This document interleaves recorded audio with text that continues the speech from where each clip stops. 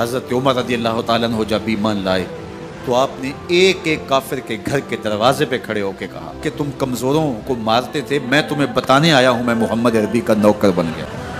بلکہ آپ نے اعلان کیا جس نے اپنی بیوی کو بیوہ اور بچوں کو یتیم کروانا ہو اور اپنے ماں باپ کی کمر کو جھکانا ہو وہ عمر کے مقابلے میں آئے۔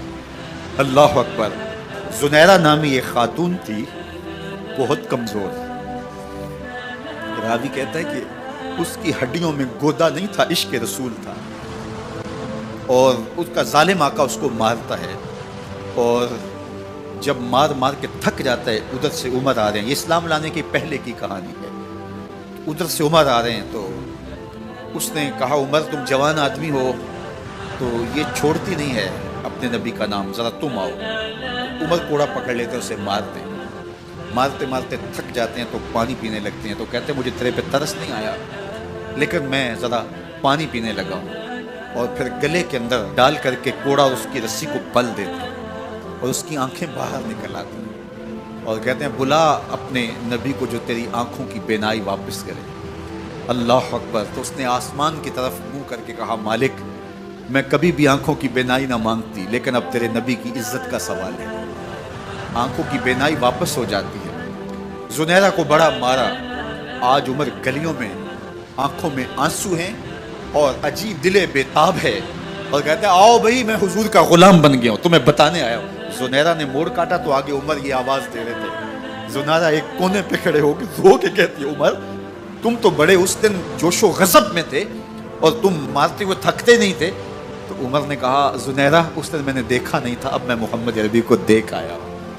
جنہ ویکھیا نہیں ہو کرن گلاں، جنہ ویکھیا نہیں ہو کرن گلاں، جنہ ویکھیا ہو تے بول دے جڑے محرم راز حقیقت دے اور راز حقیقت کھول دے۔ تو حضرت عمر رضی اللہ تعالیٰ عنہ ایمان لائے۔ حضرت عبداللہ ابن مسعود رضی اللہ تعالیٰ عنہ فرماتے ہیں کہ حضرت عمر کا ایمان لانا مسلمانوں کے لیے عزت کا سبب تھا، ان کا ہجرت کرنا مسلمانوں کی نصرت تھی اور ان کی خلافت مسلمانوں کے لیے رحمت۔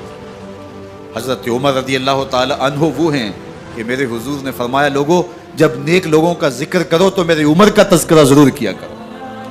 میرا عمر وہ ہے کہ جب وہ ایک سمت سے آ رہا ہو، ایک گلی اور بازار سے آ رہا ہو تو شیطان بھی آ رہا ہو عمر کو دیکھ کے راستہ تبدیل کر دیتا ہے۔ حضرت عمر رضی اللہ تعالیٰ عنہ کی طبیعت کے اندر جو جاہ و جلال تھا، طبیعت کے اندر جو سختی تھی وہ اسلام کے اندر آ کر بھی قائم ہے، اور آپ نے وہی سختی وہی جاہ و جلال جو پہلے مسلمانوں کے خلاف تھا اب کفار کے خلاف منافقین کے خلاف حضرت عمر کی طبیعت کے اندر وہ جوش و خروش بدستور موجود ہے۔ لیکن جس دن آپ خلیفہ بنے تو اس دن آپ نے ممبر پہ چڑھ کے جو خطبہ دیا اس میں کہا لوگوں میں سخت اس لیے تھا کہ رسول اللہ نرم تھے، پھر میں سخت اس لیے تھا کہ حضرت ابو بکر صدیق نرم تھے، اب میں تخت خلافت پہ بیٹھا ہوں، اب میری سختی جو ہے وہ نرمی میں تبدیل ہو گئی، صرف فاسقوں فاجروں اور باغیوں کے لیے میں سخت ہوں، باقی تمہارے لیے نرم ہوں۔ سب سے کم جو تنخواہ بیت المال سے اگر کسی وجود نے لی ہے تو وہ حضرت عمر رضی اللہ تعالیٰ عنہ نے، صرف 2 جوڑے لیتے تھے سال میں، اور راوی کہتا ہے کہ میں نے دیکھا کہ اس میں بھی 17 پیوند لگے ہوتے تھے۔ حضرت عمر رضی اللہ تعالیٰ عنہ کا طرز زندگی، آپ کا انداز معاشرت اور آپ کا انداز خلافت، ہر لمحہ آپ کی زندگی کا اٹھا کے دیکھیے کتنی مرتبہ قرآن حضرت عمر کی رائے کے مطابق نازل۔ اللہ تعالیٰ جل شانہ نے ان کو صاحب الہام بنایا تھا۔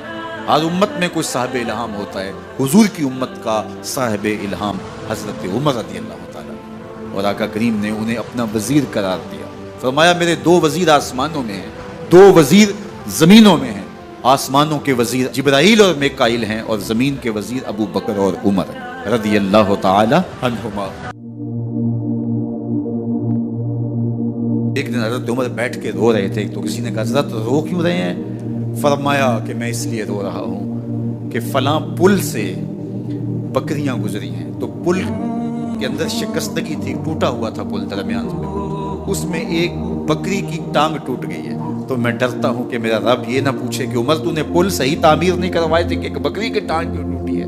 یہ ہیں حضرت عمر رضی اللہ تعالی عنہ۔ اللہ اکبر۔ تو اللہ تعالیٰ جل شانہ نے حضرت سیدنا عمر بن خطاب رضی اللہ تعالیٰ عنہ سے جو کام لیا، مختصر دور خلافت کے اندر 10 سال 6 ماہ 4 دن آپ نے خلافت فرمائی ہے، لیکن کہاں سے چلے اور یہاں مکران تک، بلوچستان کا حصہ ہے، یہاں تک آپ کے سلطنت کی حدود وسیع، ادھر آرمینیا تک جا پہنچے، حمص فتح کیا، قادسیہ، یرموک۔ آپ ذرا دیکھیے کہ کہاں تک آپ کی فوجوں کے گھوڑے دوڑتے رہے، اور اللہ تعالیٰ جل شانہ نے ان کو جو توانائی، عدل و انصاف کی قوت عطا فرمائی۔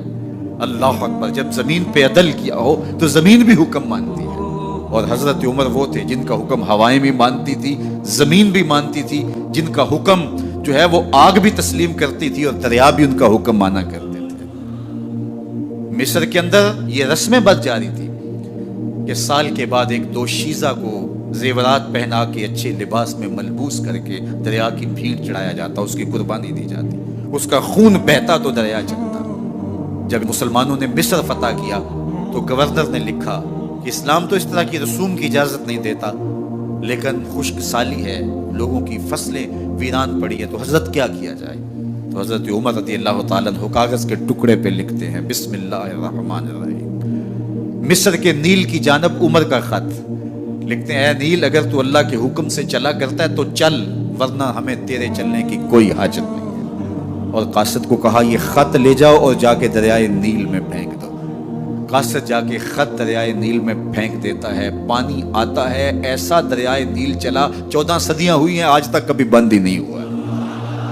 دریا حکم مانتے، آگ نکلتی ہے۔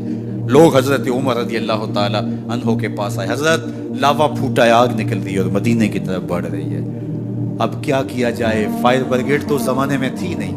عمر نے اپنی قمیض اتاری، جس قمیض پہ 17 پیوند لگے ہوئے تھے چمڑے کے، کہا یہ قمیض لے جاؤ، جدھر آگ بڑھ رہی ہے آگے ڈھالنا، آگ پیچھے بھاگ جائے گی۔ زلزلہ آتا ہے تو زمین پہ دھرا مارتے ہیں، زمین رک جا، کیا عمر نے تیری چھاتی پہ عدل نہیں کیا ہے؟